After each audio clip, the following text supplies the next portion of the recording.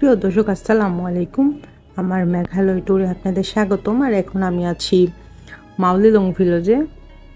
আর এটা হচ্ছে এশিয়ার সবচেয়ে ক্লিনেস্ট ভিলেজ, এটা সবাই জানাম। এটা আসলেই অনেক পরিষ্কার পরিচ্ছন্ন।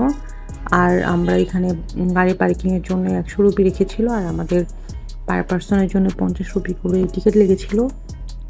আর এখান থেকে যে টাকাটা ওরা নেয় পুরাটাই ওরা ওদের যে গ্রাম আছে, গ্রামের রাস্তাঘাট ক্লিন করার কাজে এই টাকাটা ওরা ব্যয় করে।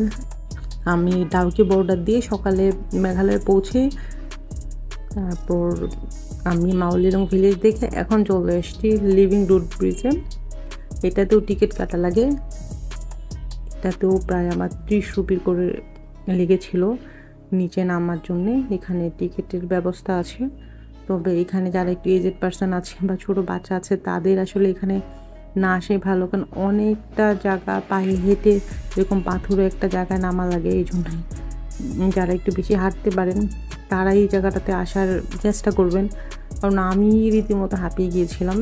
নামার সময় খুব একটা কষ্ট হয়নি, কিন্তু যাওয়ার সময় আমি যখন যাই তখন আমার অনেক কষ্ট হয়েছিল। আপাতত এটা দেখা শেষ, এখন আমি যাচ্ছি একটা পার্ক, কাপা non glide park and animal land. এটাতে বাচ্চারা পার্কের মতো ঘুরতে পারে, সুন্দর একটা লেক আছে, দাবা খেলার সুব্যবস্থা আছে। আর এই পার্কটাতে আমরা এই পাখিটাকে দেখেছিলাম। আমরা পার্ক ঘুরে তারপরে চলে এসেছি একটা কেভে, মৌসুমি কেভ। এটা মৌসুমি কেভের ওয়াকওয়ে। এই যে সুন্দর রাস্তাটা দেখতে পাচ্ছেন, এই সুন্দর রাস্তাটা ধরে আপনাকে প্রায় আধা ঘন্টার মতো হাঁটতে হবে, তারপর আপনি পেয়ে যাবেন কেভ। আর কেভে ঢোকার জন্য আপনার টিকিট করতে হবে, 50 রুপি করে টিকিট ছিল। তো আমরা টিকিট করে হাঁটা শুরু করলাম। এখন একটু বর্ষাকাল না, ড্রাই সিজন, এই জন্য ভিউটা আসলে অত ভালো না। বর্ষাকালে এখানে ঝর্ণার এত সুন্দর ভিউ পাওয়া যায়, অতুলনীয় একটা ভিউ থাকে।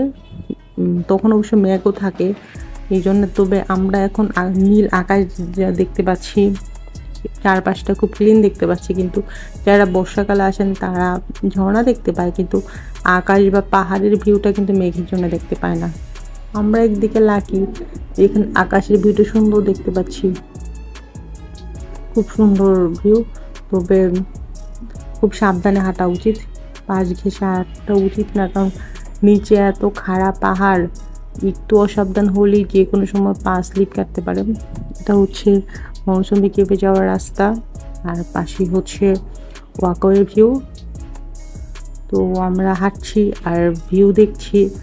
এখনও কেভে যাইনি, তবে কিছুক্ষণের মধ্যে চলে যাবো কেভে। তো এই যে আমরা কেভে চলে এসেছি। কেভে আর আলাদা করে টিকিট দেওয়া করা লাগে না, আগে যে টিকিট করেছিলাম ওই টিকিটেই এখানে প্রবেশ করতে পারবেন। মৌসুমি কেভেও ঢুকলে অবশ্যই প্লাস্টিকের জুতা পরে ঢুকবেন, কারণ খুব পাথরে একটা অবস্থা। আর ক্যাটস পরে গেলে অনেক সময় পাটা ভিজে যায়, তখন ক্যাটসটা আপনার ড্রাই করতে পারবেন না। এই জন্য দেখতে পাচ্ছেন এখানে সবাই প্লাস্টিকের জুতা পরে এবং প্যান্ট বোটে তারপর ভিতরে প্রবেশ করেছে। আর এখন আমরা দেখতে পাবো একটা সুন্দর মসজিদ, এটা হচ্ছে মদিনা মসজিদ। এটা শিলংয়ের সবচেয়ে সুন্দর মসজিদ, পুরো গ্লাস দিয়ে এই মসজিদটা করা, অসম্ভব সুন্দর একটা মসজিদ। আমাদের মেঘালয় ট্যুরে সবচেয়ে লাস্ট টুরিস্ট স্পট ছিল এই মসজিদটা আমরা লাস্টে দেখেছিলাম।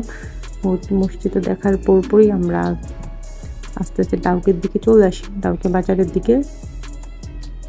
এখানে এত সুন্দর, আসলে গাড়ি পার্ক করে করে মানুষ এই মসজিদটার সৌন্দর্য দেখার জন্যই যায়। আমাদের মেঘালয়ের ট্যুর শেষ, এখন আমরা ডাউকি ইমিগ্রেশনের জন্য যাচ্ছি। আর এই রুটটা যারা মেঘালয় গেছেন সবাই চেনেন, কারণ ডাউকি বর্ডারের কাছাকাছি গেলে আপনি এরকম সুপারি গাছ দেখতে পারবেন, খাসিয়াদের সুপারি গাছ। এটা হচ্ছে ডাউকি বাজার, ডাউকি বাজারের দোকানপাট রাস্তা। এখানে দেখতে পাচ্ছেন ডাউকি বাজারের দোকানপাট শুরু হয়ে গিয়েছে।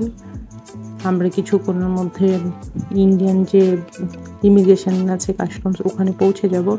আপনারা কমলা দেখে বুঝতে পারছেন শীতকাল, তো এই জন্য কমলা সিজন।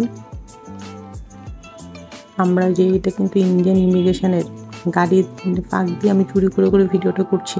এখানে কিন্তু ভিডিও করা যায় না, খুবই রেস্ট্রিকশান। তবে ওরা যে মাইক্রোটাতে করে আমাদেরকে নিয়ে যাচ্ছিলো, ক্যামেরাটা এমনি হাতে করে লুকিয়ে করেছি। এখানে সব ইন্ডিয়ান পুলিশ আর্মিতে ভরা। আর এই যে বিল্ডিংটা দেখতে পাচ্ছেন, এটার ভিতরে মূলত আমাদের এক্সিট যে সিলটা দেয় পাসপোর্টে, এটা হচ্ছে ভিতরে বসে রেখেছে, কারণ সিরিয়াল আছে, লোকজন আসলে তারপরে এই যে ঘরটা দেখতে পাচ্ছেন, এই ঘরটার ভিতরে আমাদেরকে আসলে ওই যে থাম নিয়ে তারপরে এক্সিট দিবে। আমাদের এক্সিট নেওয়া হয়ে গিয়েছে। আর এটা হচ্ছে আরেকটা মাইক্রো, এই মাইক্রোতে করে আমাদেরকে আবার ডাউকি বর্ডারে দিয়ে আসা হবে, তখন আমরা বাংলাদেশে ব্যাক করব। তো আমাদের মেঘালয় ট্যুর এই পর্যন্তই। ভালো থাকবেন, আর আমার ভিডিওটা কেমন লেগেছে অবশ্যই জানাবেন। আর আমার চ্যানেলে মেঘালয়ের আরও অনেকগুলো ভিডিও আছে, চাইলে ওগুলো দেখে নিতে পারেন।